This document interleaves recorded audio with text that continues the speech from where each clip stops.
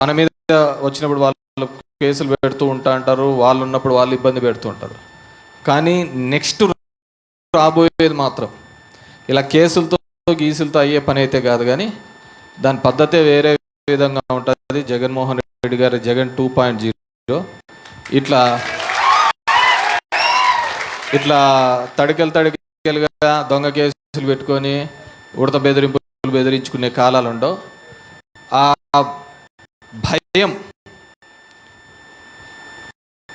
రాజకీయాల్లో ఎలా ఉంటుందంటే, భక్తితో వచ్చే భయం కంటే, భక్తితో వచ్చే మన్నల కంటే భయంతో వచ్చే మంచితనంతో వచ్చే భక్తి కంటే కూడా భయంతో వచ్చే భక్తి శానాలు నిలబడుతుందంట. ఇన్నాళ్ళు మంచితనంతో మనం అది తెచ్చుకోవాలని ఒక ప్రయత్నం చేసినాం. ఈసారి నుంచి ఆ కాలాలు మారినాయి. అది జగన్మోహన్ రెడ్డి గారు చెప్తున్న 2.0 మనకు ఇది కూడా పెట్టాడు, డిజిటల్ బుక్ అని. ఏ ఉద్యోగస్తుడు ఏ విధంగా మాట్లాడినాడు, ఏంది కథ అని చెప్పేసి వాళ్ళందరికీ కూడా ఖచ్చితంగా. ఎందుకంటే దాని తర్వాత ఎవడు మామ అల్లుల్లో పిలుచుకొని వచ్చి మళ్ళీ చెప్తా అంటారు, నేను అక్కడున్నా బాగా చేసినా ఇట్లా చేసినా అని చెప్పేసి.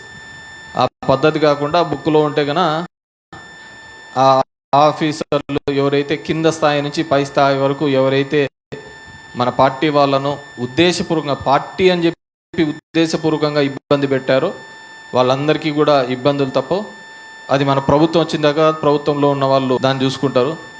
ఎవరైతే ఉండి ఈ నడిమత్రపు సిరితో అవాకులు చవాకులు పేలారో ఖచ్చితంగా వాళ్ళ బాధ్యత మాత్రం చూసుకునేది మాత్రం నేనే చూసుకుంటాను. దాంట్లో ఎట్లాంటి లేదు.